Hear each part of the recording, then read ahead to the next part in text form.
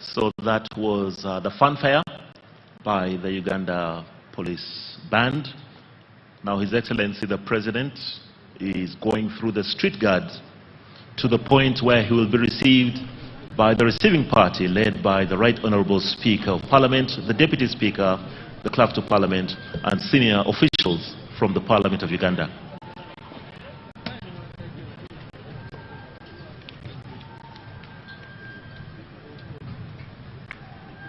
Could we receive His Excellency the President?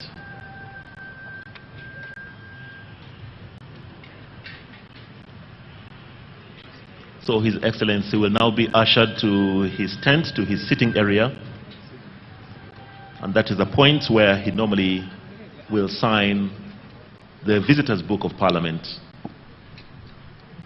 We shall also see the procession of the Speaker forming, led by the Sergeant at Arms, carrying the ceremonial mace. I'm sure many of you will remember that the mace was handed over to the Speaker. This is a symbol of the authority of Parliament, the authority of the Speaker of Parliament.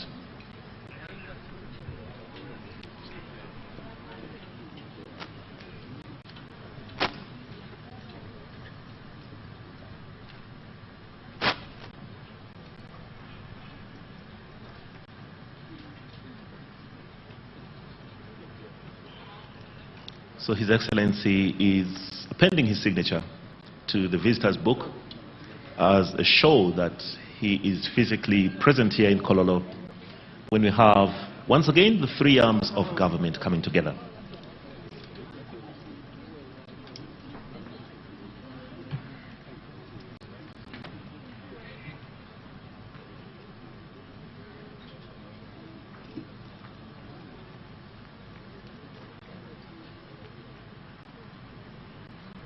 So shortly, the procession of the Speaker will be formed, led of course by the Sergeant at Arms carrying the mace of Parliament. And then we shall go into the formal agenda for the day, which is the order paper. We shall ask that you all remain standing until we have heard the playing of the anthems, the national anthem, followed by the East African anthem, and then prayers. And thereafter, once you have taken your seats, we shall have a proclamation by the Right Honourable Speaker declaring these grounds as Parliament for purposes of our meeting today and making it legal for Parliament to receive an address by His Excellency the President on the state of the nation, as is stated in the Constitution of the Republic of Uganda, Article 1011, that mandates His Excellency the President to address Parliament every year. So the procession of the Speaker will now form, and we shall communicate to you once Parliament has ended. Thank you very much.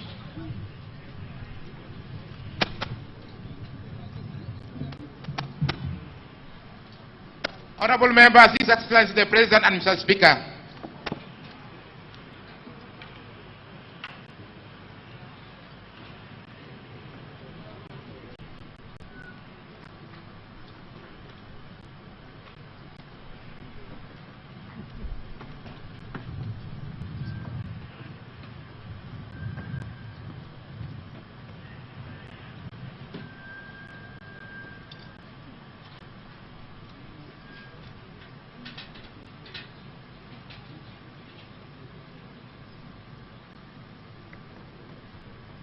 The anthems.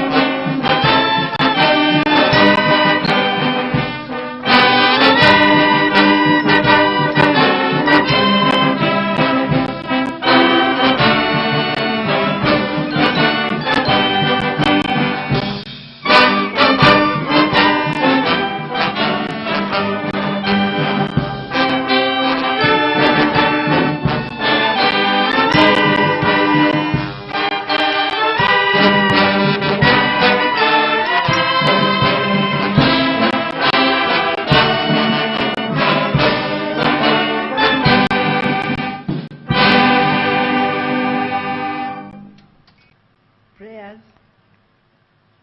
Almighty God, who in your infinity wisdom and providential goodness have appointed the offices of leaders and parliaments for the welfare of society and just government of humanity, we beseech you to look upon with your abundant favor these your servants, whom you've been prescient to the performance of such important trusts in this land. Let your blessing descend upon them here assembled, and grant that they may, as in your presence, treat and consider all matters that shall come under their deliberation in so just and faithful a manner, so as to promote your honor and glory, and to advance the good of those whose interests you've committed to their charge. Amen.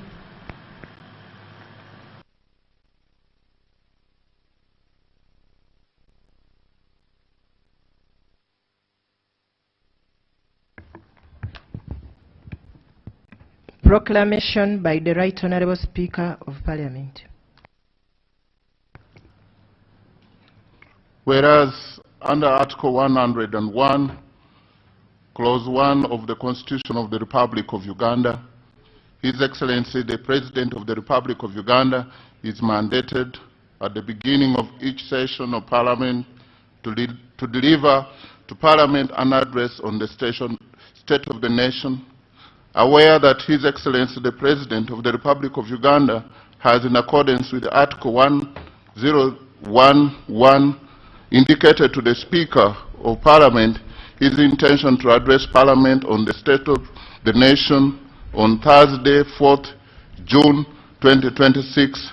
Now, therefore, in accordance with Rule 18.1 of the Rules of Procedure of Parliament, I hereby proclaim, 1, that Parliament shall sit at Kololo ceremonial grounds on Thursday, 4th June 2026 at 1400 hours to receive the address of His Excellency the President on the state of the nation, and 2, the Kololo ceremonial grounds to be the precincts of Parliament for the above-mentioned purpose, given under my hand at Parliament House, Kampala, this first day of June 2026. Communication from the Chair.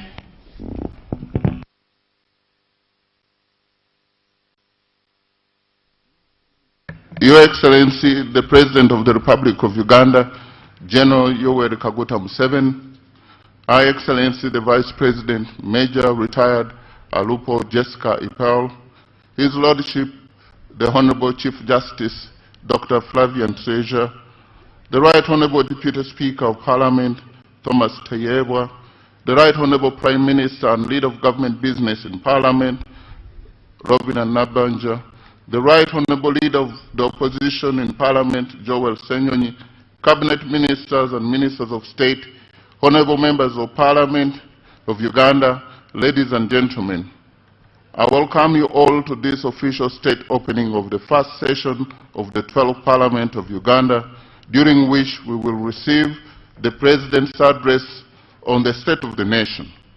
Honorable members, the State of the Nation address is a key constitutional address pursuant to Article 1011 of the 1995 Constitution, delivered by His Excellency the President to Parliament to outline the government's achievements over the past financial year, address pressing national challenges, and lay out government's legislative agenda for the upcoming session of Parliament. I take this momentous occasion to formally congratulate His Excellency the President of Uganda, General Yoweri Kaguta Museveni, upon retaining yet another mandate of the people of Uganda. In the same vein, I congratulate all of you members of the 12th Parliament upon your election. I implore you to bear in mind that an election victory is only the foundation of leadership. What follows is the hefty responsibility of governance, fulfilling campaign promises and ensuring social cohesion. Your Excellency, on behalf of the 12th Parliament and on my own behalf, we affirm our solid commitment to the realization of the government's tenfold growth strategy, our national economic blueprint designed to expand the country's GDP from roughly $50 billion to $500 billion by 2040. Honorable members, the State of the Nation address, which we eagerly await this afternoon, is particularly historic. It will be the first of 5 annual addresses of its kind by His Excellency the President. That will mark the start of each of the 5 sessions of the tenure of this Parliament. Your Excellency and honorable members, you will note that the physical attendance of this annual occasion has been restricted to only the members of Parliament, as a precautionary measure in response to the prevailing threat of the Ebola disease. Parliament recognizes and appreciates government's swift response in ensuring public health and safety whenever such situation arises. And I want to thank you for your kind attention. Invitation by the Right Honourable Speaker to His Excellency the President to deliver to Parliament an address on the state of the nation. Your Excellency the President, Article 101 of the 1995 Constitution grants you the mandate to deliver to Parliament and to the nation at the beginning of each session of Parliament your address on the state of the nation. The House is greatly honored by your presence this afternoon. Honorable members, as we welcome His Excellency the President, I draw your attention to and urge you to abide by Rule 10 of the Rules of Procedure, which provides in sub-Rule 4A that the President, while occupying the chair of state, may make a presidential statement which shall be heard in silence and not followed by any comment or question. I now take my maiden and singular honor and privilege to invite you, Your Excellency, to address the nation. Your Excellency, you are most welcome.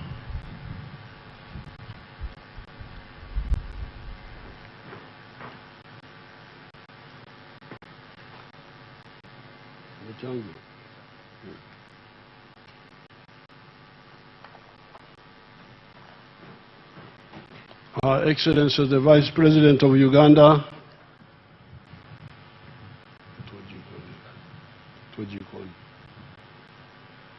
Her Excellency the Vice President of Uganda, the Right Honourable Speaker of Parliament, and all the other leaders and fellow Ugandans. I'm again very happy to address you on this occasion of the State of the Nation Address for the year 2026. First of all, I thank and congratulate all the Ugandans for having participated in the series of elections ever since the 15th of January 2026. And for massively supporting the NRM. Thank you so much, Ugandans.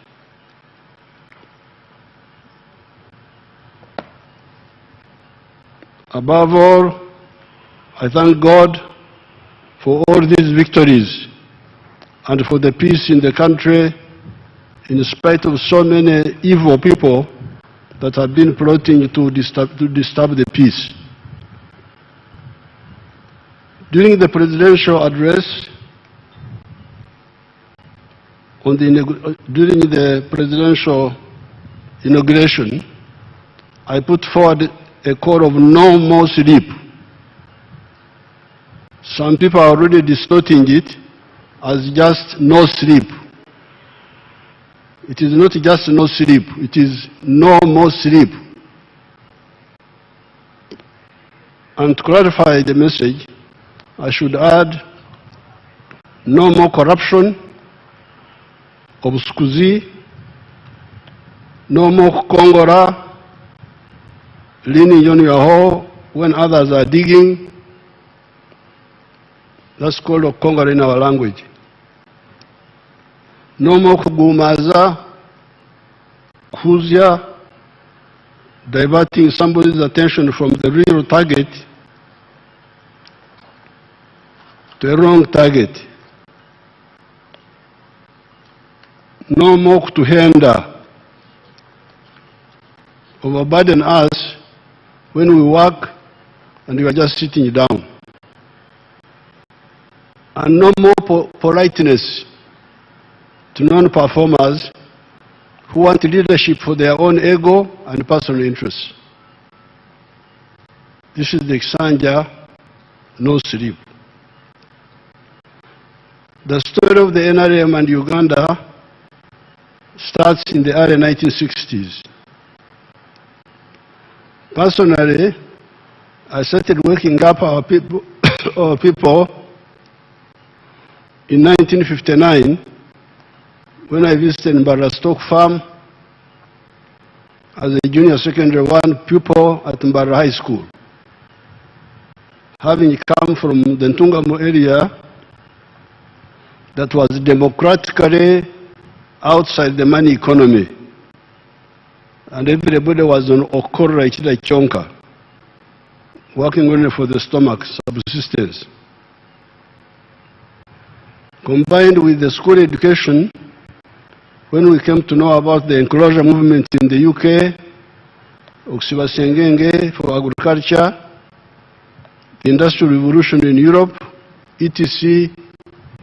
By 1965, the sectarian politics of the political groups notwithstanding, our ideas about the socio-economic transformation had coalesced. It was clear that the small enclave economy of the British, of the 3 C's and 3 T's, was a disaster for the majority of the people. You want proof?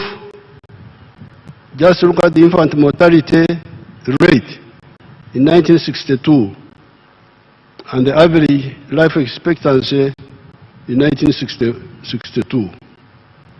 There were 128 per 1,000 live births, and life expectancy was 46.8 for everybody on the average. We soon grasped the importance of having vertically integrated and horizontally integrated national economies. In the 20 years of chaos between 1966 and 1986, our views were eventually crystallized into the 10 points program of Kanyara. Kanyara was where we wrote this document in 1984. Point number 5 of those 10 points run as follows, in quotes: building an independent, integrated, self-sustaining national economy. However, for the people to participate in the vertical and horizontal integration of the economy of the country, they had to join the money economy first and move out of the traditional pre-capitalist economy of working for a chida chonka, working only for the stomach, just subsistence. Since my nomadic family, because my family was nomadic, since my nomadic family had migrated from Ntungamo to Nyabushozi, it was the good luck of Nyabushozi that we started our activities there.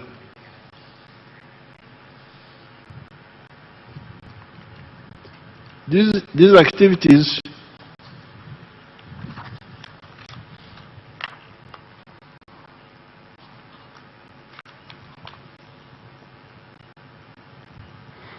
activities involved sensitizing the population of the cattle corridor to stop nomadism, make enclosures around their land, Sengenge, engage in commercial agriculture with the Kibaro, Chura, Aymar, cultivation for profit and maximum returns. can see in the videos, let them show us some of the families we started with, if they are there on the videos, their testimony. Amazina gange Esther Magaga witu nahan baheta gwengwe inshwerenki ahampa tkejeho mwankaga netano ahampa elienskonka bakandi bagete mpango keri empango nese etene bhinde etene keri embulare ly'ekishaka twataho kutwabe turi umuntu risa turi nko twatari nk'abakara mujya mbwe President Ijumu ariho ngusenye ya mukaga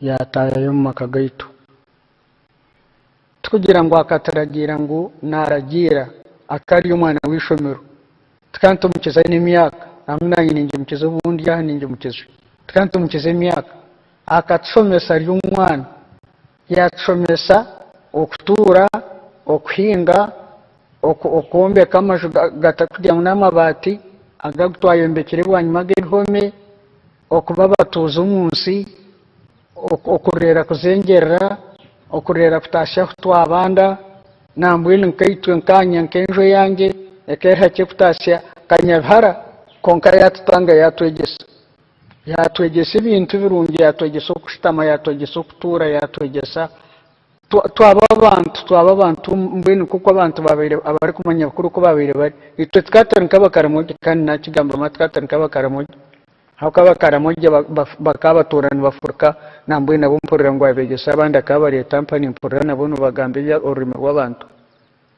nuyati kizaha no kuturkushoku no kutuyimkondo no ataine kakwate nango no kuba umuntu nakwentukantumukize imyaka itwe tukantumukize imyaka hari hata nango nimukira n'ubundi yampa hati kuyahirize kutwegese ibintu ibyo kutwayega kutwayombeka amaju g'ihome kutwaba abatuze kutwarera furka kutwahinga yagira umukishaka yayongeraho cya kabiri yayongeraho twatunga enjungu yayongeraho obwenge bwo kugemura ntukama arutabishatu buri izuba aritemwe negura shiringi rwenda kuri kubazamu buri izuba ni mtwaro 28 ko kubazamu mu kwezi nizo miliyoni 8 n'isente zishagamo yayongeraho twayombeka amakarungi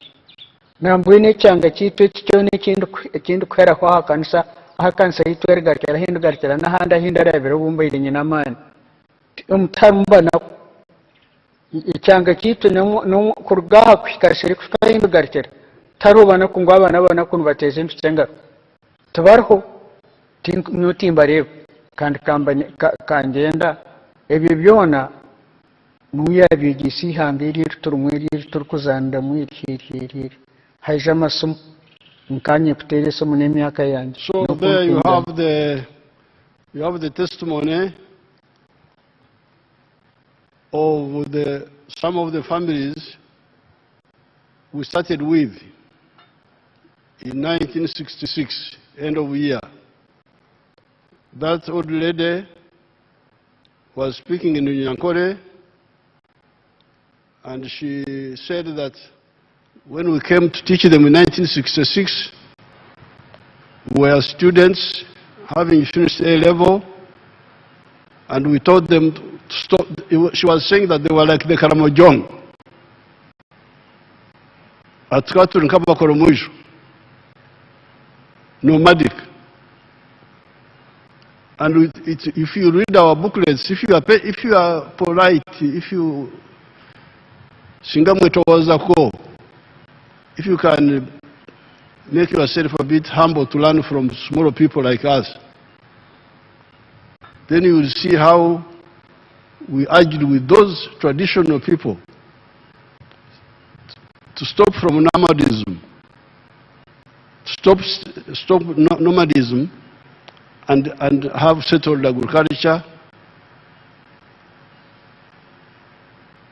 grow crops, and so on. Now, she was saying that because of the insecurity, we had to go away to fight. But when we came back, 1986, we added the issue of going now not only just being settled, but being settled and also doing commercial agriculture with the Chivaro. That's why we advised them to go into dairy farming, because dairy farming was more, for smallholders and medium people, it was better than beef ranching. Beef ranching needs more land. Now,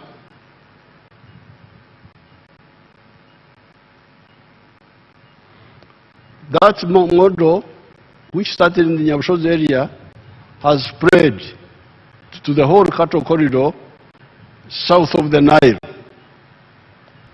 There's a man called Matongo in the Ngoma area. Let's see what he says.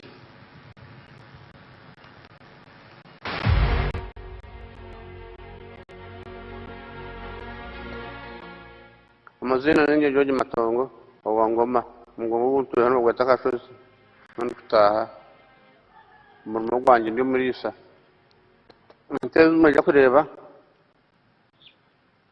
nuko itandikira tatakanda gento bakubya talobo hagwakidana meirisa zakanya nagura amataka nyose nazo zankorera intwenda zashubitiza abana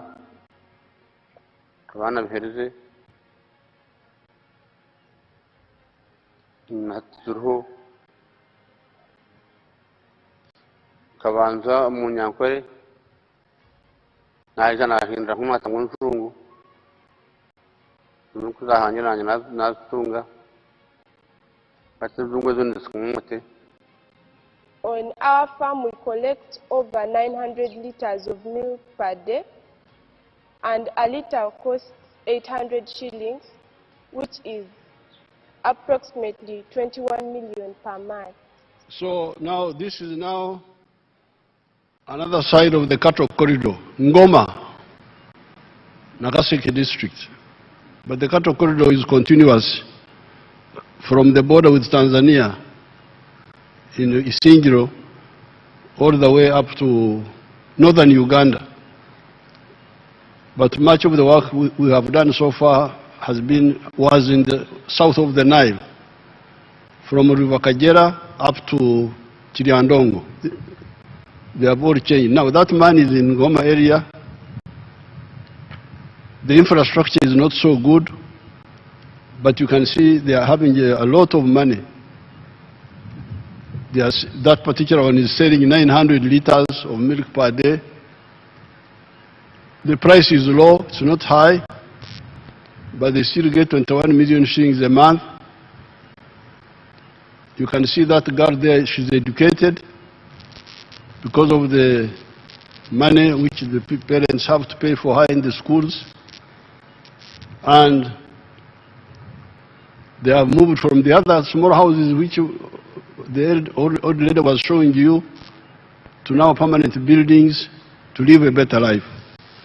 Now that is the testimony from the cattle corridor. That's why this time really I am no longer interested in non-performers.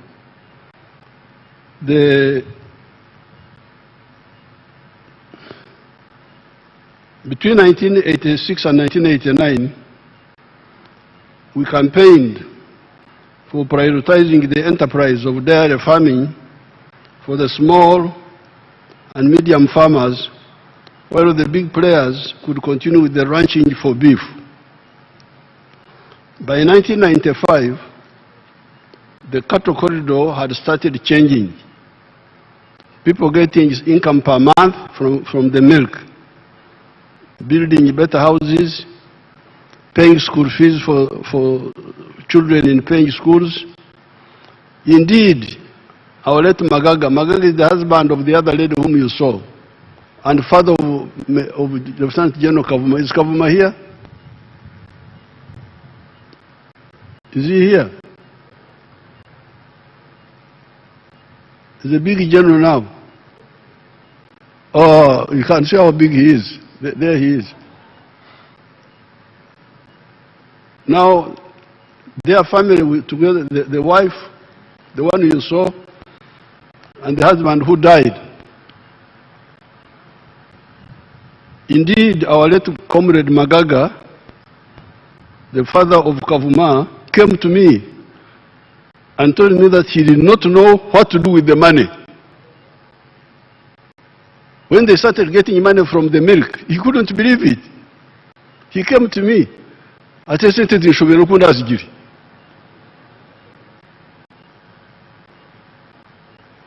you are people really, once you say you are a leader, you are putting a problem on yourself. If you don't become a real leader, God will not like you. I can assure you of this. Either you lead or you stay in your home. Don't try to be a leader when you are not. When you don't care about the people. So Magaga came and said, a citizen should be recognized. Because the milk people are paid every 15 days. They are paid. And this had never happened in Magaga's life. She had never seen it. That a villager is being paid every 15 days, being paid money. Being paid every 15 days. Nka o mshahara. That's what he told me. As if I am working in a government office and being paid a salary. That was the tragedy of Uganda at that time. Only the civil colonial servants could get regular income. This change in the cattle corridor by the traditional families of Abatasoma, because these people had never gone to school. Magaga had never gone to school. His wife had never gone to school. To change Abatasoma, the ones who never went to school, was engineered by us, was against the advice of the professionals. Professionals did not believe we could change these people. They would tell me, you are wasting your time. Those Banyankore cannot change. They were all saying to a man that the Banyankore could not change from their pre-capitalist lifestyle to a money economy. Moreover, when we were doing this, nobody among the colonial elite would agree to support us. It is only Mzee Byanyima who gave us 20 shillings. With my colleague Mwesugwa Black, who died in 1972 in our wars, we used, the only person who helped us gave us 20 shillings. That's about $3. $3. Just short of $3. Because a dollar that time was 7 shillings, a dollar. So $3 would be 21 shillings.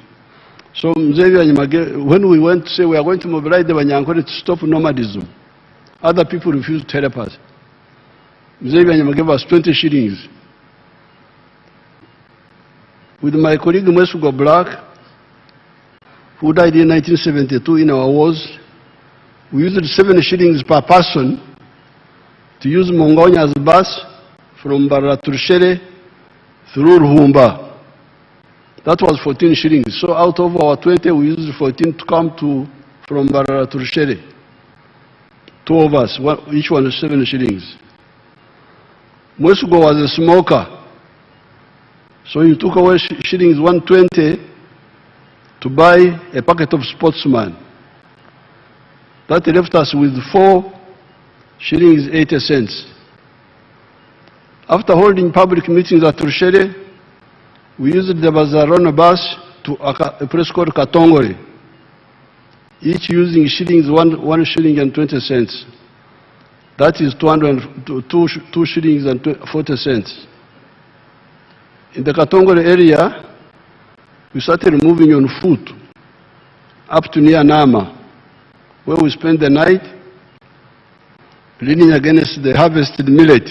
When we spent one of the nights, we spent it leaning against the millet of one of the peasants called Chankuru. Millet is very comfortable when it is not threshed, when it is in the sheaves. After addressing a public meeting at Nama, the group gave us bicycle rides to Mzee Bitasene's place near Wamasha Dam. Moving on foot, we addressed meetings, including a mega one at where there is Karo Secondary School now. You should have seen the grandfathers and other adults listening to these young people. I was just 22 years old that time, and Musugu was just slightly older than me. Thereafter, we moved on foot out of Mzee Tanyoka's home that we had made our camp and spent the night at Rushere with Mzee Mhinga. Thereafter, our remaining 2 shillings and 40 cents could only take us up to Nyakasharara. And from there we walked on foot all the way to Mbarara, spending the night at my kurar in Akairungu near Biharu Mbarara area. It was now 1967, January, and it was time to take up our temporary teaching jobs and get our own money to easily support our voluntary struggle for our people. Therefore, when I hear leaders talking of allowances to reach their people and get them out of poverty, I almost get nausea. I feel like vomiting. If you don't know, when I look at you, the way you do things, I really feel very not pleased, but out of politeness, I've been keeping quiet. But now I'm telling you. Even those who get government allowances do not go to the field. I hear that many just stay in Kampala. Another mistake is for leaders to give personal money to constituents. As you can see here, we had no money to give to anybody. The only money we had, even when we started getting our own salaries, was for bus transport. Most of the time I would ride the bicycle from Kazo to Burunga, from Burunga to Wakitura and back. The only fuel I needed was no fat on my body. So now you hear a problem. Murka chief needs a motorcycle. Motorcycle for what? Let the Murka chief ride a bicycle. I'm really sick and tired of that parasitism. And that's why I told you that this is Iksanja, no more sleep. Because I've been polite, talking, thinking that people will learn by example. No. This is the time to talk straight to everybody. Why should the Muruka chief have a motorcycle, fuel, money? Let him use a bicycle. It is better for him. He will live longer if he rides the bicycle. Even a Gombore chief, the Gombore is not so big. Why should we have fuel, all that? Work can't be done because there is no money for fuel.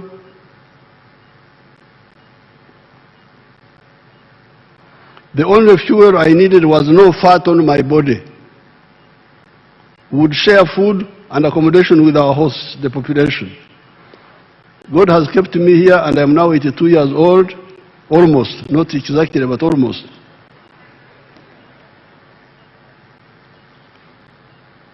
In spite of the efforts we expended in the resistance, the most important contribution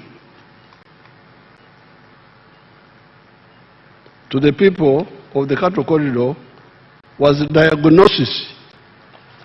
diagnosis of their problems and the prescriptions we offered. Because these people had no money to give them. The only thing we gave them was a correct analysis, diagnosis, and a prescription. They were enough to arouse their enthusiasm and expectations. That was the reason they massively joined the young party we formed in 1980, known as UPM, after the parties were again allowed to exist. No money given to them, but accurate analysis and prescription that was a projected solution. And also reaching them. You can imagine a 22-year-old children calling adults, grandfathers, and they come to these meetings.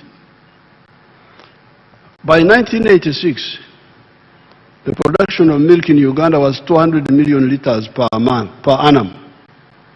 It is now 5.4 billion liters, saving US dollars 1.56 billion of imports and earning US dollars 285 million in export earnings.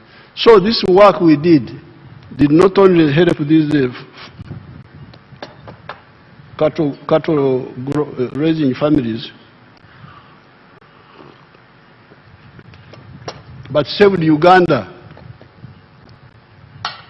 the import bill of $1.56 billion. If we are importing all this milk, Uganda would be spending $1.56 billion. Additionally, Uganda is earning now $285 million in export earnings. Uganda used to import tinned condensed milk from as far away as New Zealand, packed pepper milk from Kenya, butter, cheese, yogurt, powdered milk, etc. from Denmark, etc. Uganda now is a big exporter of all those products. That is our work. The people in the cattle corridor need to deepen their work by going away from Okwogera, free range, to growing pasture and indoor feeding of cattle, goats and sheep.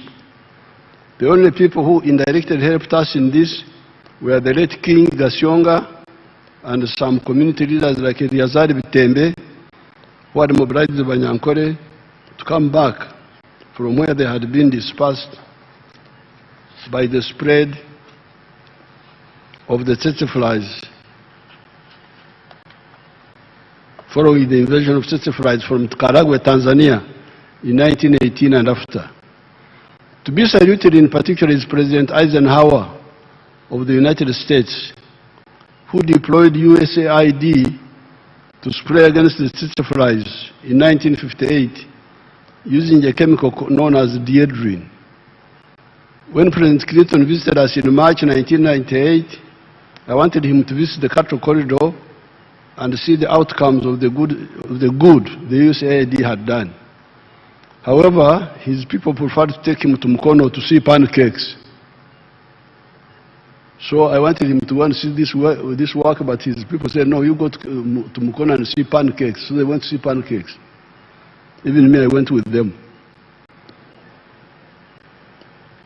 Ever since the coming into power of the NRM, we have eradicated the tsetse flies in Ichiboga, Ngoma, Busoga, Lango, etc. With the shift from Okwogera, free range, to indoor feeding of the dairy and beef cattle, and stopping the primitive practice of property fragmentation after the death of the head of the family, Uganda will overtake countries like the Netherlands, Australia, Argentina in production levels of dairy products, beef, leather, etc. After this success, I started inviting delegations of leaders from other parts of Uganda to visit and learn. This is where the question of no more sleep, no more kukongora, no more kugumaza, no more kuhenda, no more politeness to non-performers comes in. Because I would invite leaders, come please and see. This area was like this. We have now moved it, it's moving like this. And they would visit. My expectation was that they would go and try to do the same in all our areas in Uganda. The county of Nyabushozi each day delivers to the factories and milk coolers 1.15 million liters of milk per day. That's county alone. there are 115 milk coolers in Nyabushoza alone, mainly private, and there are now 160 milk and milk products factories in the whole of Uganda. Having succeeded in the Nyabushoza area, and having been inviting delegations after delegations in 1995, I made a countrywide tour on exactly this point. I studied the whole country, and I recommended the two modes of agriculture: intensive agriculture for people with small pieces of land, and extensive agriculture for people with big pieces of land. In the 1996 manifesto, we reduced it into the 4 acres model with 7 activities for intensive farming and for other products for the plantations and the big farmers with big pieces of land. With 4 acres or less, you could engage in zero grazing for 1 acre of pasture with 8 Frisian cattle, 1 acre of coffee, 1 acre of fruits, 1 acre of food for the family, poultry for eggs and piggery in the backyard, and fish farming near the wetlands. With large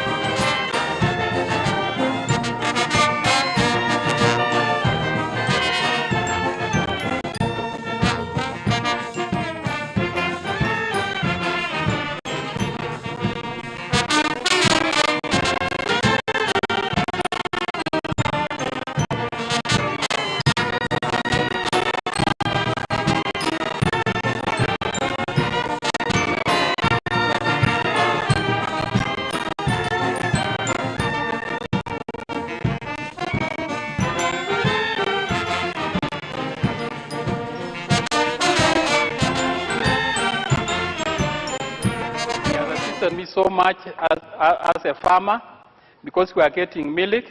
As you can see, this one here, this one is getting 10 liters a day from this other cow. Then this one is a crossbreed, a local and a crossbreed. We are getting, this one gives us 8 liters. So in total, these cows give us 18 liters per day. This 18 liters, when you calculate it with the current market price of 1,800, we get like 900,000 every month from these 2 cows. So next year, all of them are under, they are pregnant. We expect them to produce in January. So when we get now peak production, our milk is going to increase. But so far, these other 2 cows is assisting us in payment of fees, maintaining the home. We are also getting the bananas, which we sell on weekly basis. At least we get like 250,000. I mean, in a month, we get like about 1 million from the bananas. Then the coffee is also doing very well. So far, this year, we have already picked 5 bags of dry parchment. And that 5 bags, when you calculate it to the price of 10,000, that is already 5 million. The coffee is doing very well because of this mixed farming ingredient.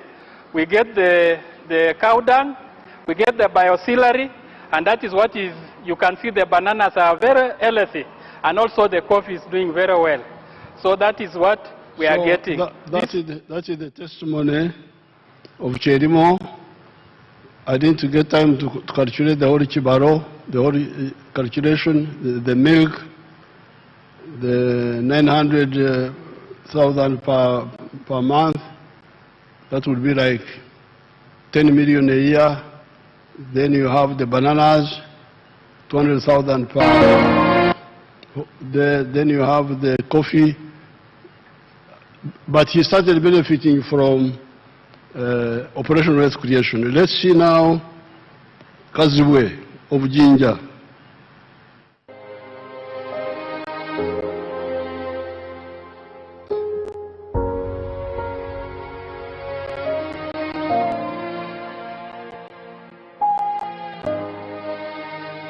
Amanya gange nze Kaziwe Mike, tuli Namazala LC1, Mercedes Cup County, Jinja District.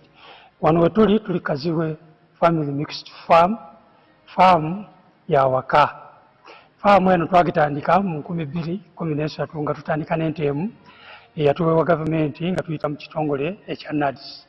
Mu kiseera ekyo gavumenti yali etuwa emitwalo 7 era ffe emitwalo 7 twayongerako emitwalo 35 ne tugula ennyana ku miliyoni 1 n'emitwalo 5. Ente eyo etuzaalidde abaana kati mu kiraalo wano saawa kino wenjogerera waliwo ente 11.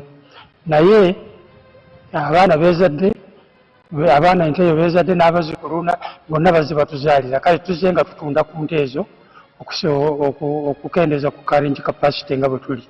Ku faamu kuno tulinako ente ezikamwa ku ssaawa eno tukamya ente 5 nga tufunamu amata agawera lita 8. Buli lita tugitunda shilingi 1200. Lunaku ne tufuna emitwalo 9 mu 6. Omwezi ogumu tufuna miliyoni zaffe 2 emitwalo 88. Kaakati bwe tujjako ez'abakozi ne tujjako eziddukanya faamu n'ebiralala ogenda okumaliriza nga tusigazizaawo miliyoni 1 n'ekitundu. Ezo ezikola emirimu emirala mu maka.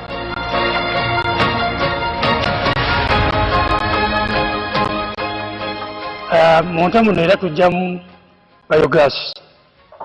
Biogas tumukozesa mu kufumba. Ne woba okoyo oba ova mu nnimiro towerera tomenyeka osazawo wano gaasi n'ofumba ne bitereera. Era kyatutaasa nnyo tetukyamenyeka nangu. Kino kyenkutte mu ngalo ye sabbuuni waffe bwe tukola okuva mu busa obw'ente. Sabbuuni ono tumukola mu bioauxiliary abaavudde mu biogas digester nga gaasi amaze okuvaamu. Sabbuuni ono tumupakinga mu lita 1 ne mu lita 5. Lita 1 tugitunda 3,000 nga currently omwezi production yaffe ya lita 7 era nga buli lita tugitunda 3,000. Bw'obalabalamu omwezi tuyingiza emitwalo 21. okuva mu sabbuuni waffe ono. Ng'oggyeko bye tukozesa n'ebirala packaging materials ng'obudomola buno ne bu stickers buno tuteekako obwa labeling, tukakkana nga tulinawo emitwalo gyaffe 18 ezitaliiko musolo okuva mu sabbuuni buli mwezi.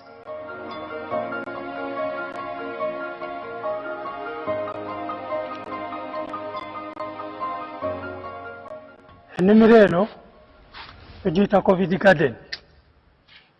Bwe twali mu lockdown nga buli muntu ali waka, eno yali ssamba ya bikajjo. Ne tusalawo ne tugamba ebikajjo tubigyewo tuzimbewo koko. Olwo nga mmaze okugendako eba mukwano gwange, mmaze n'okuwulira President bw'asomesa 4 acre model. Wano tulinawo ebikolo bya koko 1,800. Buli eka twagiteekamu ebikolo 445. Kati nga tetunnaba kutandika kulya koko, twali amatooke, kuba buli kikolo kya koko bw'okiraba kwaliko ekitooke. Muzeeyi agamba 4 acre model, tuli ku principle ye kituufu. Naye ffe tubala bikolo, tubala nti ebikolo 445 biri kukola eka. Kati ffe tubala nti wano tulinawo eka emu ey'ebitooke. Kazibwe near Jinja has cows selling 80 liters of milk a day, has coffee, has cocoa, has bananas, as you can see. I think even had pigs, but we don't have time to see all that. Now, all these, some of them, he got them from Operation Wealth Creation when it was giving out some of the seedlings. Then there are other, my favorite from Abim, Karamoja. Let's see that one. Okwogera. I am a model farmer in Abim district. My village here is called Arangetai West. Arangetai Parish, Abuk Town Council, Abim district in Karamoja. The mango trees you are seeing here were given to me by the President through Operation Wealth Creation. I received 200 mango seedlings and I planted all, and they are all doing well. Apart from this venture, I got money from PDM last year. I got 880,000. And I used 800,000 for buying 10 goats. And the goats are there. They have multiplied. They are now 16. Part of the money of PDM I used for buying cassava stems.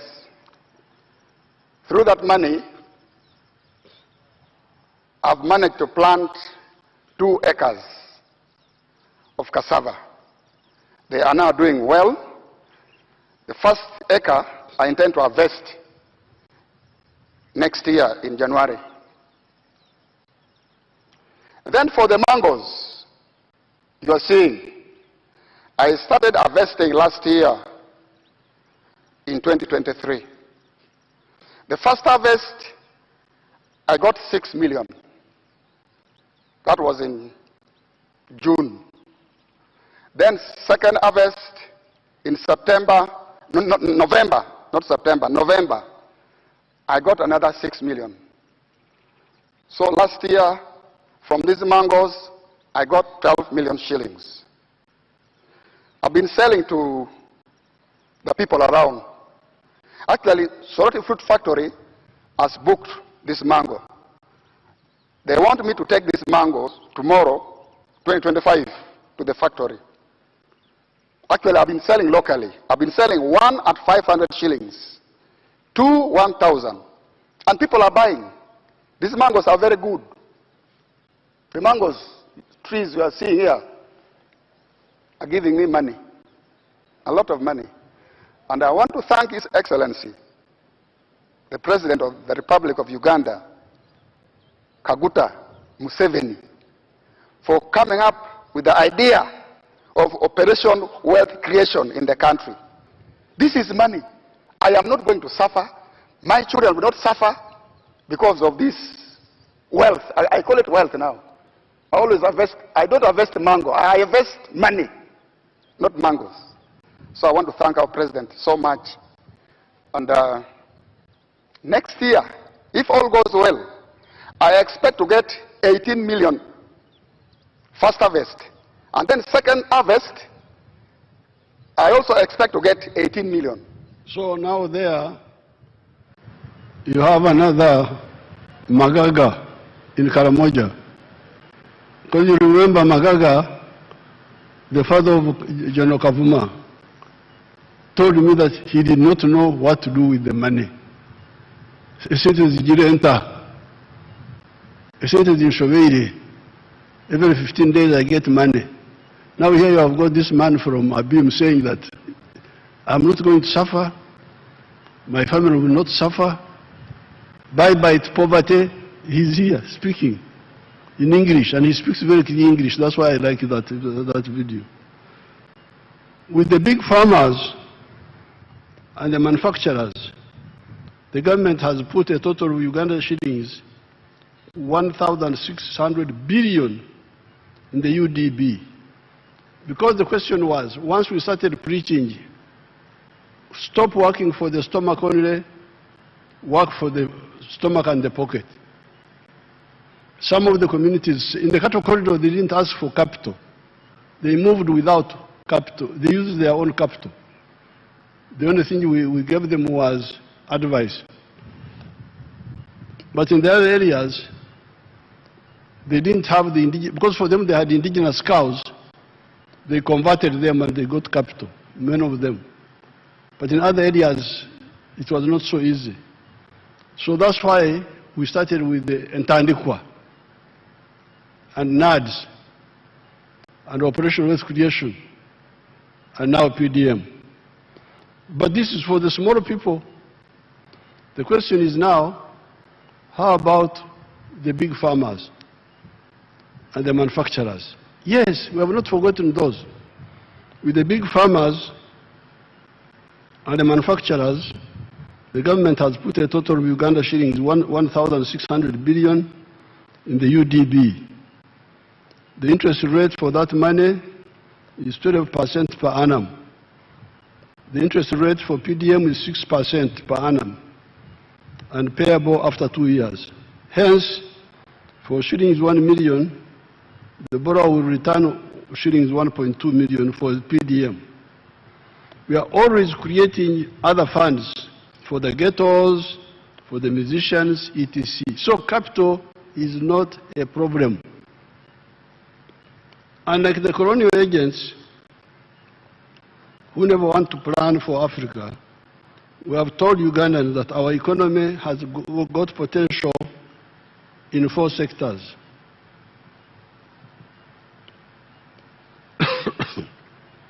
Services, commercial agriculture, manufacturing, and ICT. The President is here. Parliament is here. Once people have woken up from sleep and they want low-cost capital, if the shillings 100 million per parish per annum or any other fund is not enough, we can increase the money by adjusting from other areas. With the cattle corridor, we did not wait for low-interest capital. As already said, our only contribution to them was the word. In the cattle corridor, the work there was echigambo, like the one with the Bible. In the beginning, there was the word. The word was God. There we just used the word. In the other areas, we use the word and the capital is there. Small capital for small things, big capital for big things.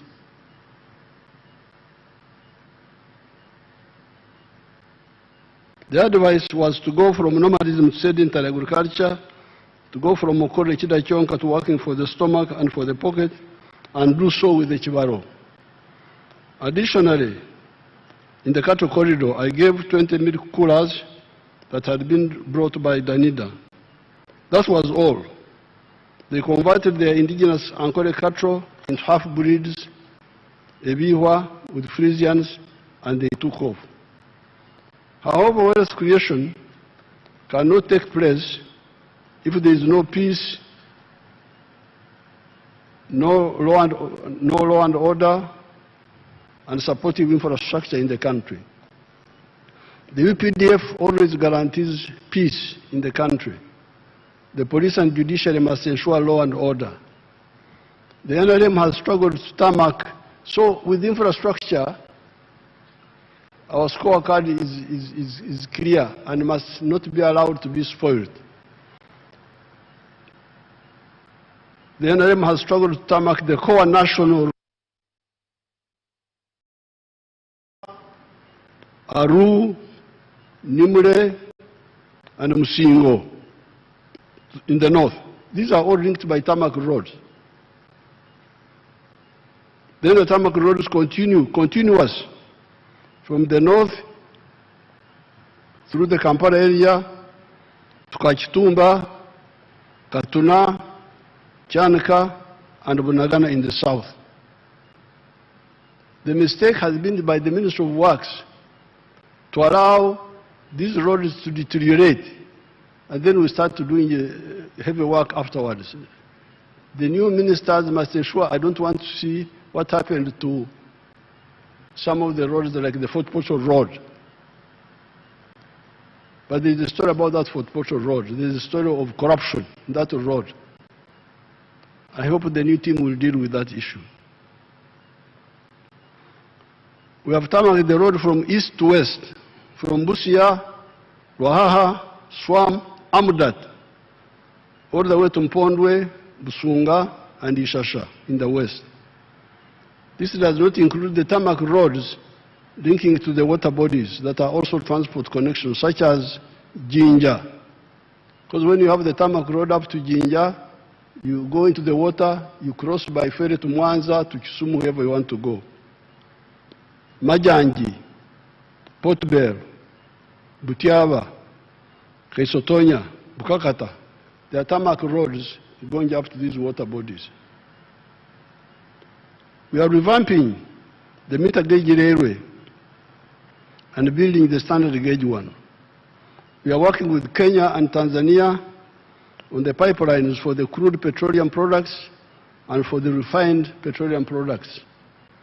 This will move cargo, heavy cargo, away from the roads to the railway, and petroleum products from the roads to the pipeline. In the coming years, you will no longer see tankers on the road, petrol tankers. They should not be on the road. Petrol should go by pipe, should not be competing with cars.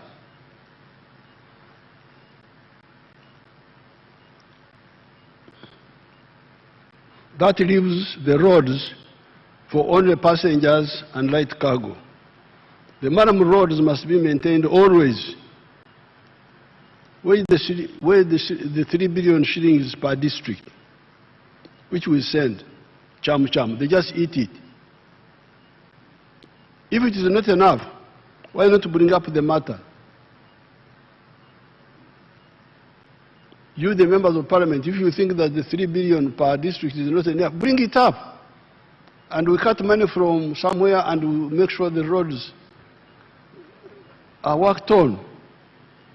Instead of just keeping quiet, and you find the Maram road from Lira to my village in Barregi. It was terrible. It was very bad. It had not been maintained for a long time. Therefore, the NRM has identified all the requirements for building a prosperous Uganda. The NRM has also provided for the means for individuals, families, or companies that want to be part of the socio-economic transformation story. As I've said before, our mission has been to ensure that the individuals, the families, or the companies that listen to our message are assisted to be wealth and jobs creators. Right from the beginning, we realized that the internal factors are crucial, but not enough to ensure the socio-economic transformation of Uganda. We need to answer the question, in quotes, if the individuals, families, or companies create wealth and produce products and services in 4 sectors of commercial agriculture, manufacturing, services, and ICT, is the internal market enough? Is the internal market enough of these African countries? Our answer was no. The internal market cannot be enough. Indeed, if the internal markets were enough, why would a country like China, with 1.3 billion people, or India,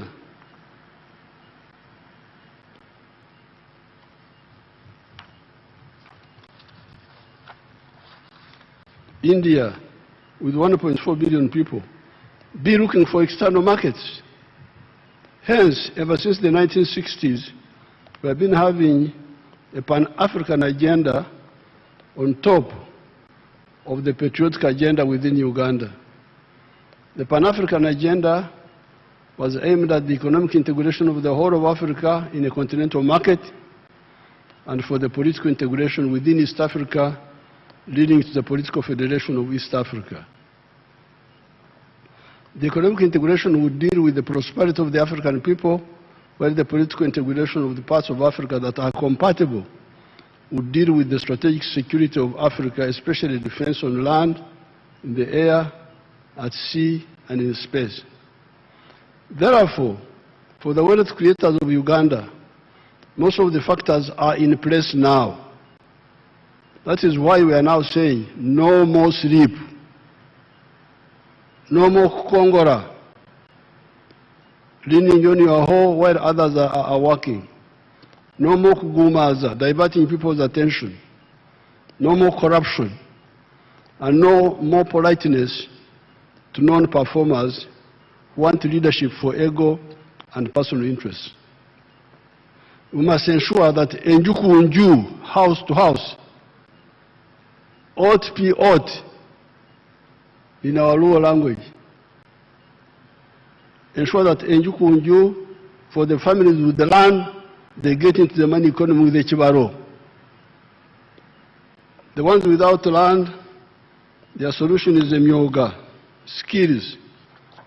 Indeed, we also need to know that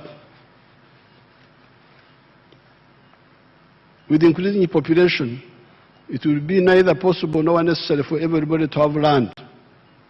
That is why there are other sectors, manufacturing, artisanship, services, ICT, e.g. transport, entertainment, ICT, e.g. BPOs.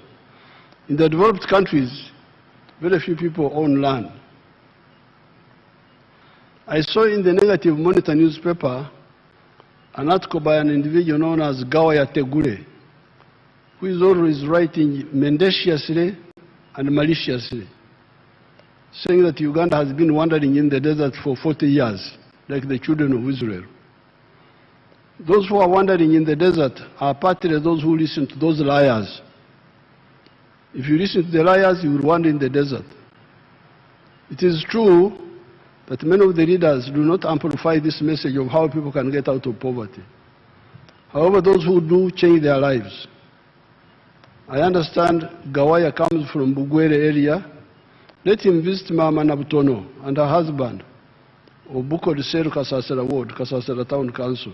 Let's see Mama Nabutono if you have her.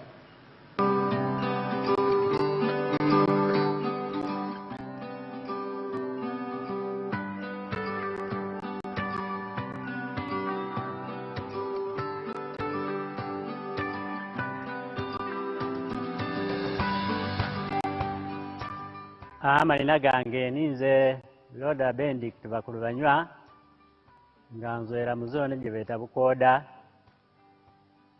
Parish bageta Kasasira Ward, Kasasira Town Council, Kibuku County, Kibuku District. tandikira akaprojekiti kaisu n'omukyala wange Nautono Florence kakulisha embizi mu mwaka 1993.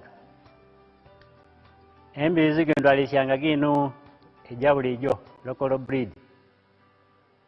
Tugirisire mpola mpola nengendisha era ati ni ya mulembe tugirisha isubi tugirisha ku muwogo na maolu. Program ya PDM yaizire akati awo tubaina aba advisor aba external field extension workers ngani omwamubola yalambulanga aka project kaisa kembizi atwangu magezi nte project eno mujongere magezi omaiseyo mufune kembizi eja mulembe. Nafunire esente ja palisi modo mbanka na emtwale kenda munana nagise nagyongeiro omukapito yange nkaire embizi gide jaloko ningula embizi birira nigivyala omumbizi ejo eja byaire nintunda bana nikoba nti sinakomanu ningulamu esekoko jona ndikulisya esente gindi ninkozesa efizi okubaana.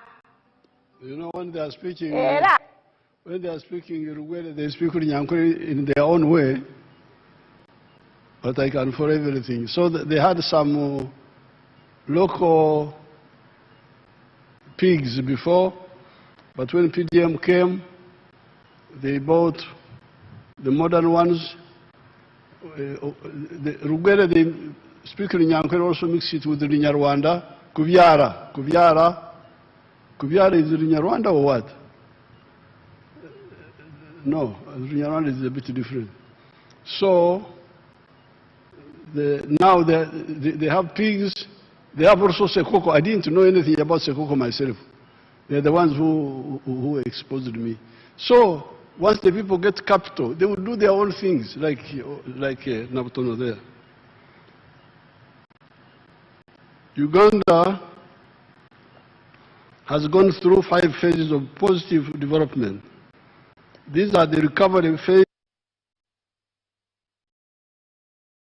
of the colonial enclave economy and ending the informalization of the economy into Magendo, Chibanda, and Okusamala. That was smuggling, forex black market, and speculation.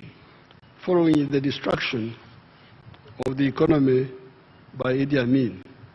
Expanding the enclave economy, diversifying it. That is how the dairy sector changed the cattle corridor. And the cassava is changing in many parts of Uganda. These are totally new cash products. Very addition to some of the raw materials, e.g. gold, and the knowledge economy of the automobiles, vaccines, computers, etc. What is high-sounding sloganeering there? Because that's what the other gentleman was saying, that's just slogans. These are achievements on the ground. Let's go to nearby Mbari Industrial Park. Show us the industrial park.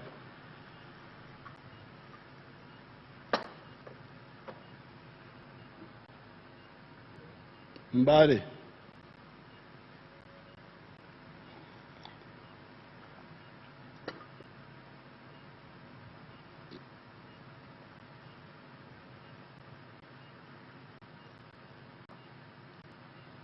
How can you call that a slogan? Is that a slogan? That is sloganeering. I think now they were saying there were like more than 80 factories there, 12,000 workers in that area.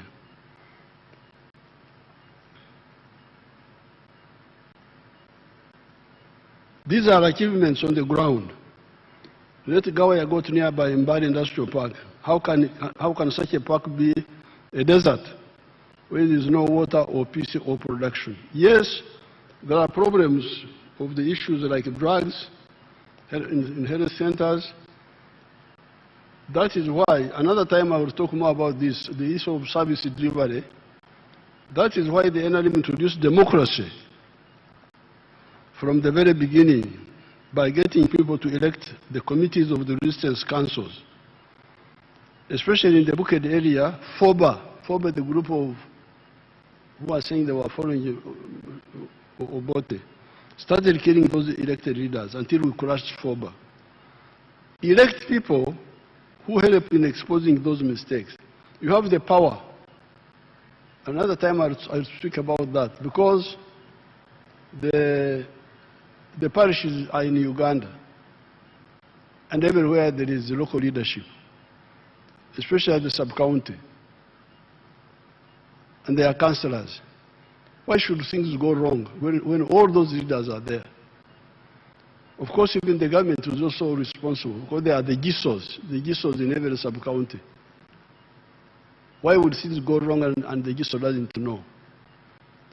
And the DISO. The facts of the matter are that with the limited waking up, where 67% of the homesteads as compared to 9%, because in 1962, only 9% of the people were in the money economy. Only 9%. When I checked in 2013, only 32% were in the money economy. But as we speak now, 67% of the homesteads are in the money economy. And Uganda has graduated from the least developed countries to a lower middle income country. Our GDP rose from 3.9 billion in 1986 to now 69.3 billion by forex exchange method, and 197.1 billion by the PPP method. The GDP per capita has risen to US dollars 1,278, while the threshold for lower middle income status is $1,136. Household poverty has declined from 56% in 1992 to now 16.1%. Life expectancy was 43 years in 1986. It was 46 in 1992, but it had come down to 43 by 1986 because of the chaos which Amin created. It had come from 43. It is now 68 years.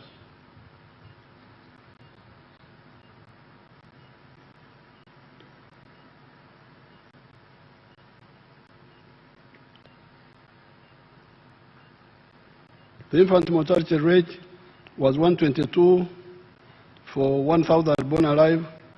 It is now 36 for 1,000 born alive. In other words, our economy has expanded more than 17 times in the last 40 years of recovery, expansion, diversification, value addition, entering the knowledge economy, and transformation.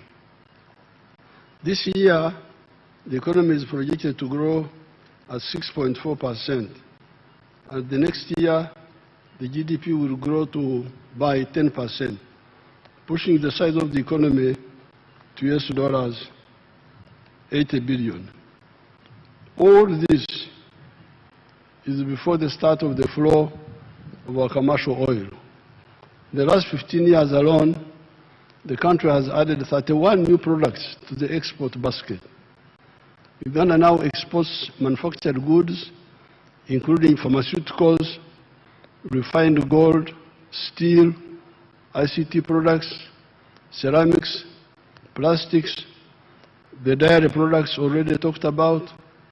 Uganda's exports have reached US dollars 18 billion in the 12 months ending in March 2026.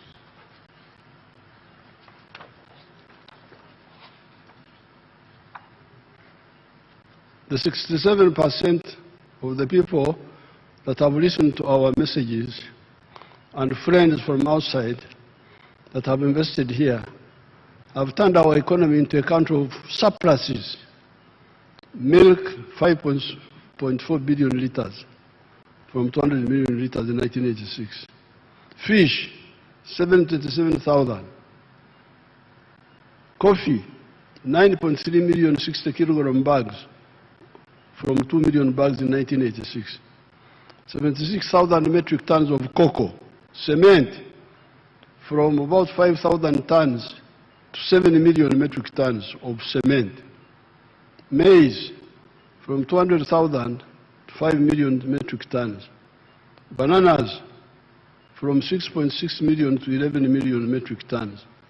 Cassava, from 3.5 million to 4.5 million metric tons. Sugar, from 150,000 to 700,000 metric tons. We are now set for further and faster growth and transformation. With electricity, we have moved from 60 megawatts in 1986 to now 2,098 megawatts. We are, however, aiming at 50,000 megawatts from hydro, solar, gas, wind, nuclear, and geothermal. Therefore, all the leaders must ensure that those programs are downloaded in their respective areas. In the next 5 years, all the households with land must get the low interest capital in the form of PDM. You, the leaders, you must ensure this. You must go up to the parish levels. You may not visit every parish, but you call the parish chiefs at the constituency level and make sure they do their work. If they don't do their work, we shall sack all of them. There's already 557 million in the parish. I was saying 800 million in the other address, but there's now because when the PDM started, initially they sent less than 100 million per year. So they are now saying the money which is in the parish, including the one of payback, is 557 million in the parish. And it has reached 3.7 million households. We are going to put shillings 100 million plus 15 million for the leaders per annum per parish in the rural areas, and shillings 300 million plus 15 million for the leaders per ward in the towns. Uganda shillings 760 billion has gone for the Myoga, operating from the constituency level. Where is that money? How many and which Myoga associations are benefited from this money?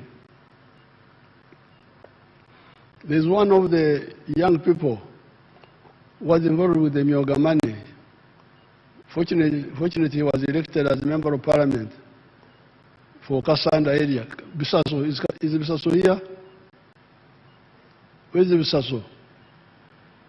Well, I'm not allowed to, because I'm not allowed to speak, to say anything, and the other people are not supposed to stand up or walk or what. Is Bisaso here? Ah, that's how Bisaso looks like. He knows about Myoga, that man. Thank you. On account of peace, some traders have generated a lot of capital through imports. These are the ones that built Arcade's real estate. There's a young lady called Nanteza that is always showcasing on UBC the different real estate developers. Can we see Nanteza? If you have captured her. She's always showing how rich people are. Let her speak also. Where is she? You have suppressed her.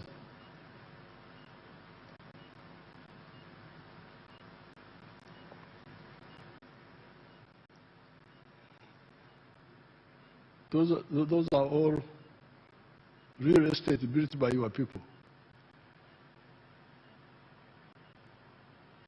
Where is Nantes? You suppressed her. I'm not Nantes or Nadako. Because I've been watching her show. Every Sunday she's always showing.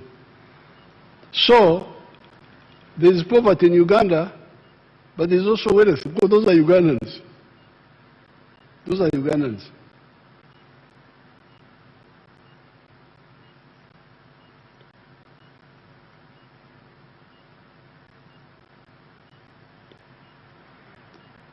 A Ugandan returnee from abroad was recently trying to buy a flat in the Kampala area. And they were demanding US dollars 1.2 million. A Ugandan who has come from outside came back. You know, when people are outside, they think that Uganda is in poverty.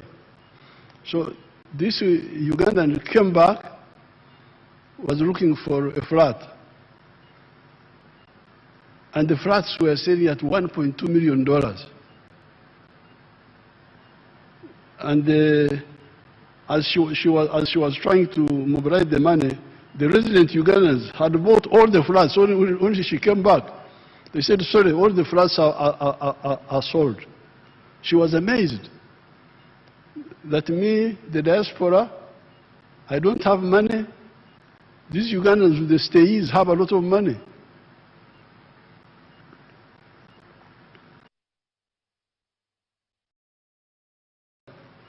The middle class is coming up. The question is, what sort of middle class are we witnessing coming up? Are they the comprador bourgeoisie that are agents of foreign interests? Or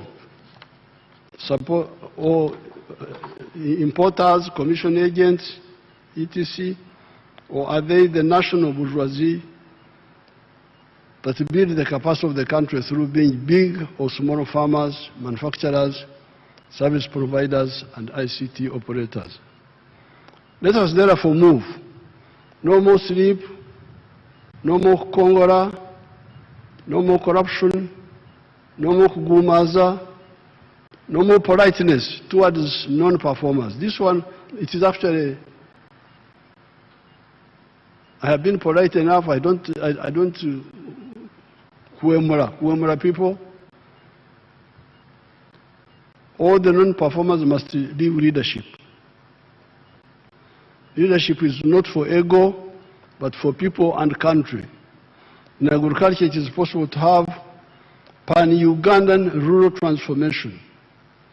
In the Exos area, I have 9 villages with 2,048 homesteads now. As of today, all the 2,048 homesteads have joined the money economy with coffee, bananas, dairy farming, goat rearing, and poultry. Let me see my Exos areas, if you have got some.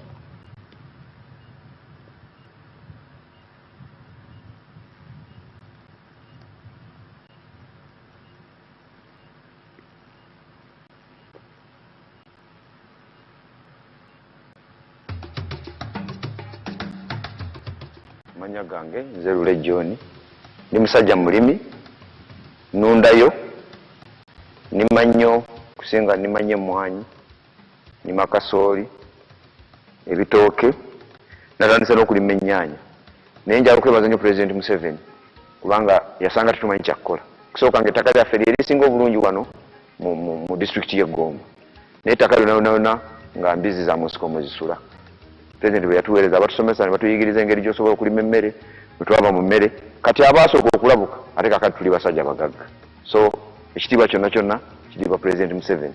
Okusooka byonna President yampa ebitooke nalima yiika 5 ebitooke ebyo nakuŋŋanya $227 mu bitooke. Endala ezaweerera abaana ze nalya nali sizibala naye bwe nafunanga katugeze $1,000,000 nga nteekako emitwalo nga 3 oba 5 nesevinga $227. Kakati mu season ewedde emwanyi zokka nga nzigyeko ze nateekamu kubanga nze ebiseera ebisinga sibala zentaddemu saagala kuzibala. Njagala bwe mmala ze njagala okukubuulira ge magoba nafuna $15,000,000 nenyongerako season eyo ey'emmwanyi nenzimba ennyumba yali ya $903,000 nenjizimba era naawe weeri nagulawo buguzi nagulawo $9,000,000 waliwo yiika emu n'ekitundu. Nina abaana 6 bonna bali ku ssomero.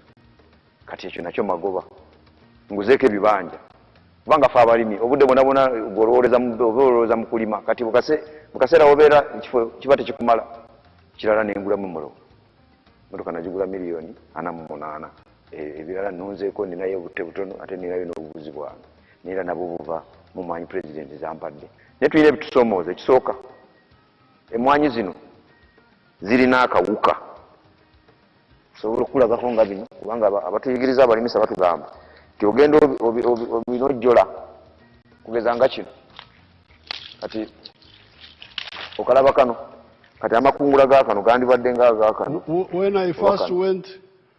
When I first went to Kisozi in 1990, they were all democratically poor. They had no idea of money. I would go very early in the morning to see my cows, and by 9 they would be sitting in the trading centers on the verandas. Muli mutya banange tuli bulungi. Mukola ki? Tuli awo. They are just there. They are doing what? Tuli awo. Esente muzijjawa. Ate munange tuziraba. Money is not seen. Mpozo tuwa akasente. That's what they would do. They would ask me for money. So, I really started fighting with those people. So please, donate your own money. Now, I'm very glad that initially the homesteads were 1,300, I think. Now they are 2,448. They all are in the money economy. I don't want to be in a parish where there are homes where people are in poverty and they're just contented. I visited a parish in Rubirizi some years ago called Ndangaro. There are 2,500 homesteads. And they were all poor, no money. Very rich area, it's a volcanic area with very, very fertile soil, but the advice what to do. They said, we are all poor here, except one man called Kateva,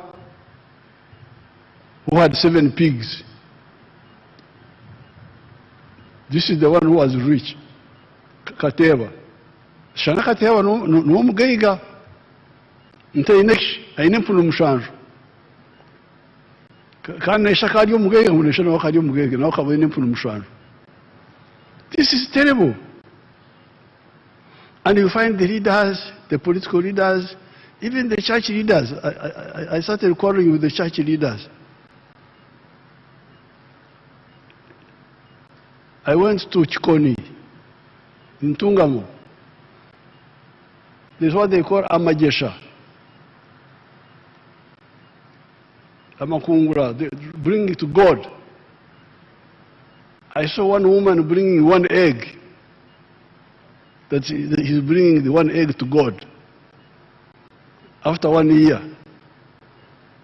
Walking very, very, very, very humble as if she's going to heaven that time. This is terrible. You cannot have people like this. Please, honorable members, allow me to show you that woman of Rubirizi again. That God called what? The one of Rubirizi.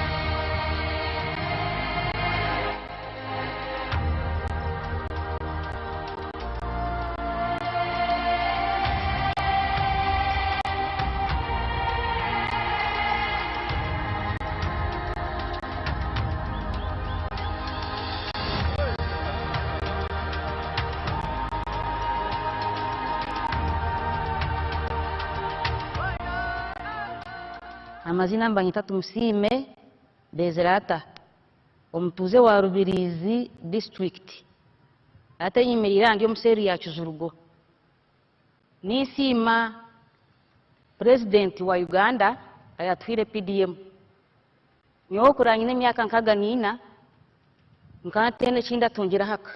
Now that's the statement I want you to capture, that she was 64 years that time but she had never owned anything in her life.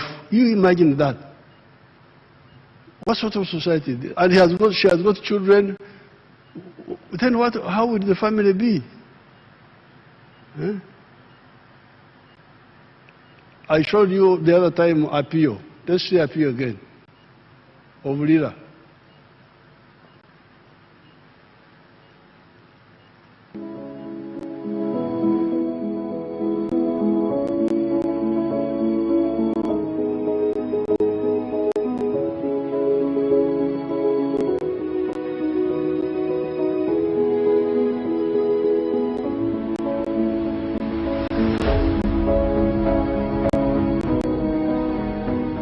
Anya PVT everyone to see Nana Alingiri cell, T Banya ward, T my town council, T Lira district. Our name is Apio Vicky, a resident of Alingiri cell, Banya ward, Amach town council in Lira district. Agamu Siana PDM, Ariatirwa Adek. She got the money for PDM in 2023. La bong when to me appear a bear and 970,000 and then 30,000 remained in the bank. At Tabinopur, Karachel Nyagi. She planted maize. Awilo, Nyagi sackets a para bit. She bought maize 15 packets. Well met to me appear a deck we are here. 30,000 each sacket. I take care of poor for American a deck would do 4 acres a deck. She used it, actually she planted it in the 3 acres of land. For to me, Pierre beach, Manula has yellow. Preparing the garden cost her 150 for the 3 acres. A daughter to me Pierre beach. Weeding cost her 50,000. A care to me Pierre when. Then spraying cost her 40,000. Tatuno do koi kwanyo kelo pasho. Time for harvest came. To cut the story of Apio, she had been married for 20 years. And she has got adult children like 18 and so on. Teenagers. But she had never handled 1 million shillings in her life. She did not have land. When she got land, when she got the 1 million shillings, she didn't have her own land. She had to go and hire 3 acres from somebody else, grow maize, sell the maize, put some of the money back into agriculture, and then buy those sheep, the ones you saw. When I was there in the campaign, she told me she had now 60 sheep. Then I didn't know about sheep. So who buys sheep? She's the one who told me that, no, South Sudanese like sheep, they buy. So these people, our people are really clever people if they are supported. They even know things we don't know. I didn't know sheep, that sheep, even dreaming in my dream, I can't dream sheep. But for her, she knew that sheep has got a market in South Sudan. Nabutono, I don't know who buys Sekoko. I have no idea. But they know. So what they lack is support. So therefore, I want the Exos model. I don't want to live in a parish where there are poor people. That's what I told them. I want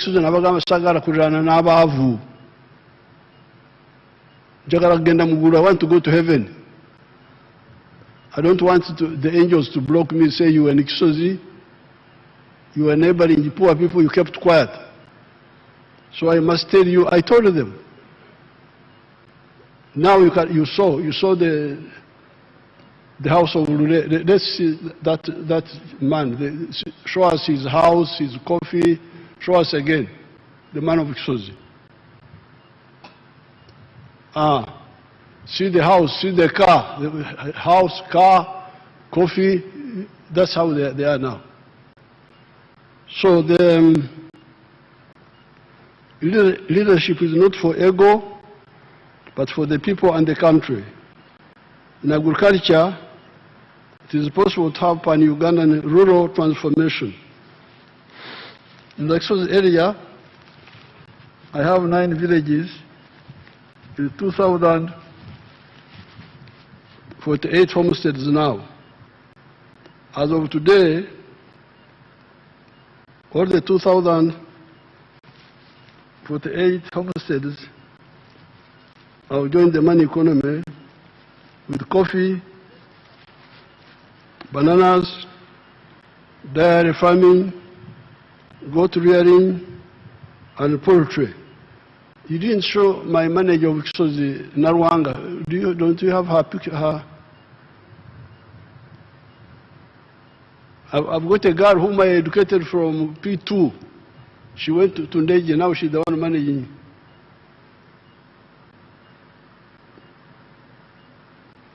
Narwanga, these people don't like my useful people.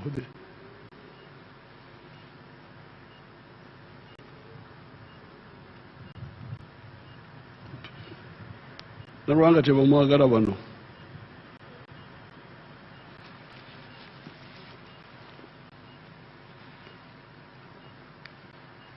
In the cattle corridor,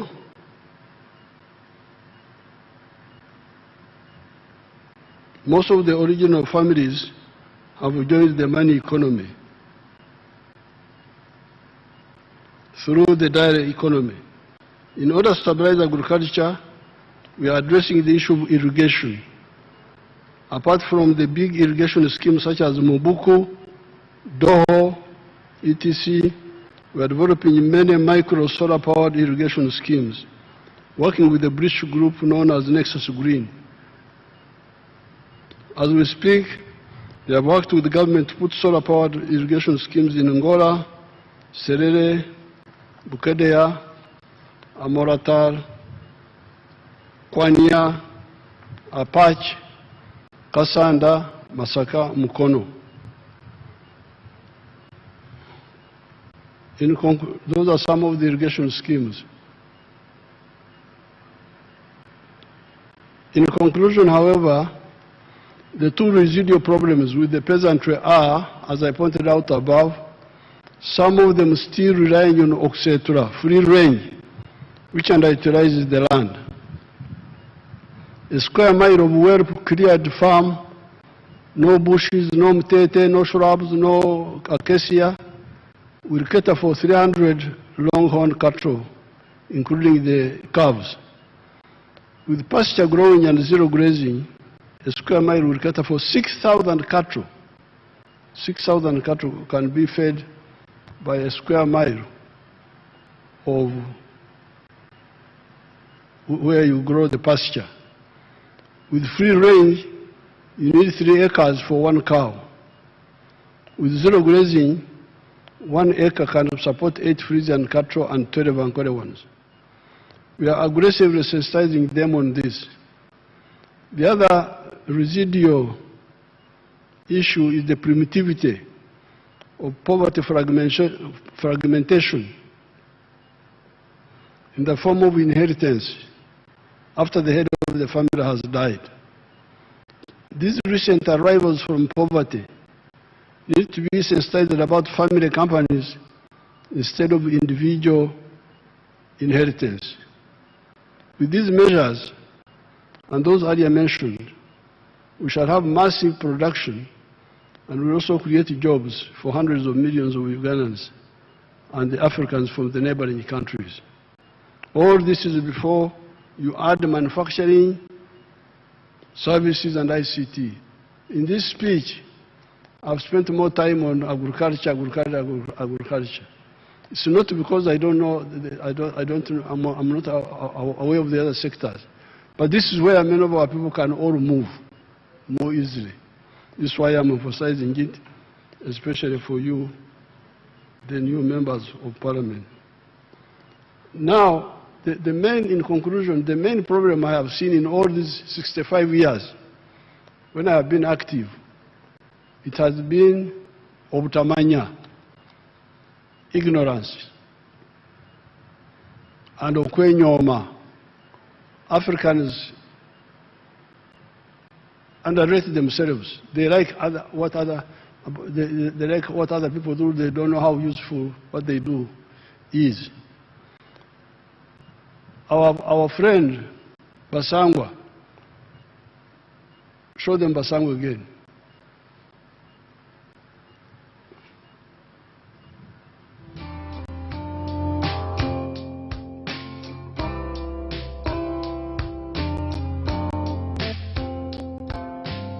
Basangwa Johnson, Managing Director wa Jaka Poultry Farm.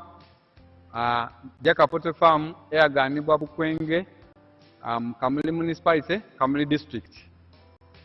Mu 2007 twatandika obulunzi nga tutandikira mu Kamuli Town Council by then mu plot yali 50 feet by 100 feet. There's a foot atano ku 10 eda itaka.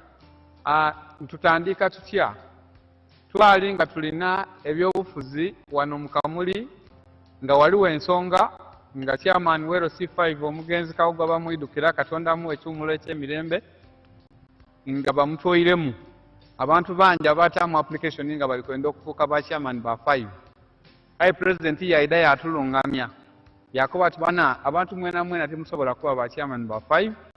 Aye abantu mujje mukola emirimu egindi ng'okulunda yayogera kulunda embidi okulunda enkoko byonna yabyogerako. Nze napikinga mu ekyokulunda enkoko n'atandika efaamu mu 2007 n'enkoko 5. Sawa dino wendogerera ku faamu kuno tize mabega ntambwire. President yaida yankyalira mu 2010 nga ndina enkoko 5,000 yasanuka ino. Sawa dino tutambwire tulina enkoko 2,000 tufulumya amagi ettulo 2,000 buli lunaku. Ettulo 2,000 divaamu milioni 2 buli lunaku. Omwezi diba milioni 6. Omwaka tuba tuli mu bilioni ze 6 n'ekitundu etuba tukolaki tuyingiza. So tuwulirisa omulamwa gwa president okuva ku kiseera ekyo twakati katukigiireko. President awaire musanufu ino ku bintu byenkoze era nga buli kaseera nkyekingako. Wendogerera kati tulina abakozi 300. Now, that is the story of Basangwa, how he listened to my message in 2007 and started with a small plot for poultry and eggs. He's now selling 2,000 trays per day, earning 20 million shillings a day.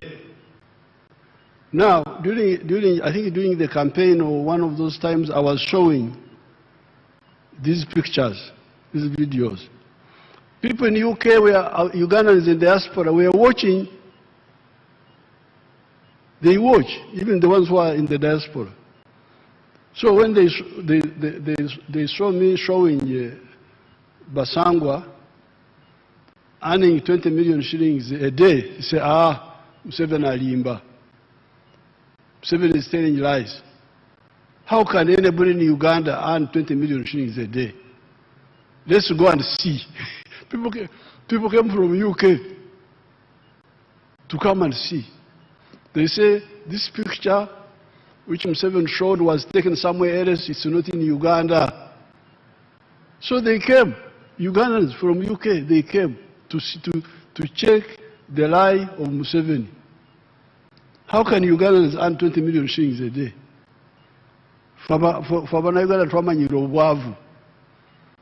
How can somebody earn 20 million shillings a day? So they came. And then they visited Basangwa. They were shocked to know that what I was saying was actually true. Now, they have actually invited Basangwa to go and become a lecturer there in the diaspora, to go and visit them. He came and told me, they have invited me, the diaspora have invited me.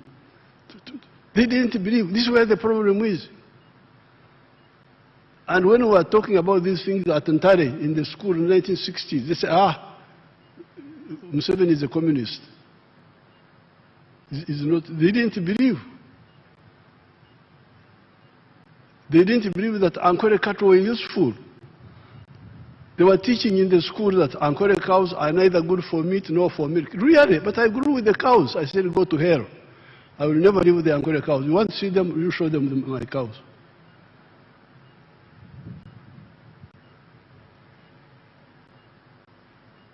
Mazreva. How can people? Now these are the most precious cows. The other day Ramaphosa sold one of our cows for 200 million shillings, 187 million. So this is what I have seen. I think the main problem is ignorance and okwenyoma, not having confidence in oneself. I think this is really the main problem. To find people going to work in Dubai, what are you going to do in Dubai? A desert. Dubai. What are you going to do in Dubai? When I go there, I pray that I come back quickly. The temperature, the climate, the what. You live paradise here. This is paradise. You go to work in those places. It is inferiority complex, ignorance, poor leadership, uprooted. People who have no roots. I am rooted here. My roots are here. There is nothing I don't know. I grew with our culture. I'm able to know what should be forgotten because it was not scientific enough, but much of it is correct and can be updated. So with these few words, I present the government's legislative program to the Parliament. It is in Annex 1 here. No, Annex 2. There are so many bills which Prime Minister will present to Parliament, the ministers will present, the bill for building substances, the small arms, light weapons control, amendment of universities and other tertiary institutions, and there are so many of them here. The laws I will present, my ministers will present to Parliament.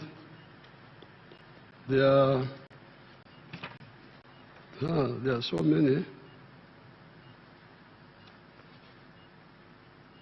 38 of them, 38 bills which will be presented. Right Honorable Speaker, I present.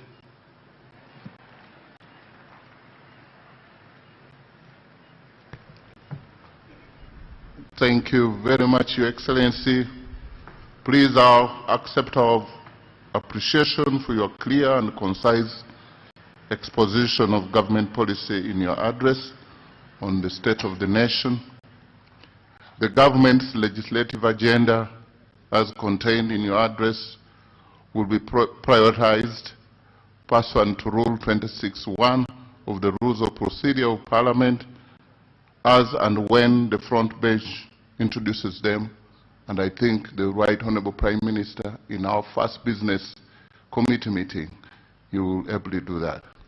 Honorable members, today's address by His Excellency will not elicit any comment or question, as per Rule 10, Sub-Rule 4A of the Rules of Procedure. However, at a later date during the session, in consultation with the Business Committee, debate on the President's address on the state of the nation will be scheduled in line with Rule 26(1) of the Rules of Procedure. Honorable members, as you may already be aware, on Thursday, 11th of June, 2026, His Excellency the President will deliver the budget speech pursuant to Article 1551 of the Constitution. I therefore urge you all to accordingly take note, and it will take place right here in the Kololo ceremony. And I once again want to thank you, Your Excellency, and all dignitaries and invited guests for gracing this function. And my appeal to you all, honorable members of the 12th Parliament, let's stand to be counted, to be the members of parliament who will sleep no more, to be the members of parliament who will be remembered for waking up ourselves and waking up our people towards the money economy. We should resolve today to be the generational leaders who do not only listen but also act on the guidance of President Yoweri Kaguta Museveni. May God bless you all. Thank you for your kind attention.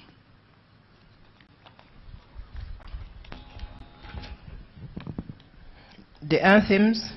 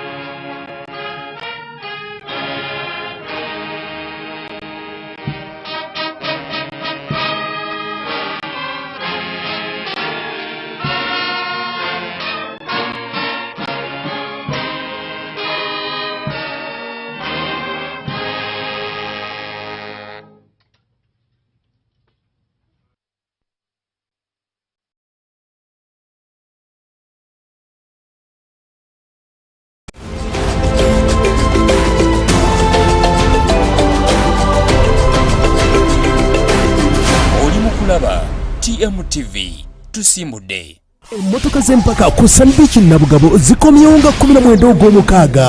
Abavuzi bonna bawaga okweraga ebyuma. Champion Moses Lumala, Hassan Alawi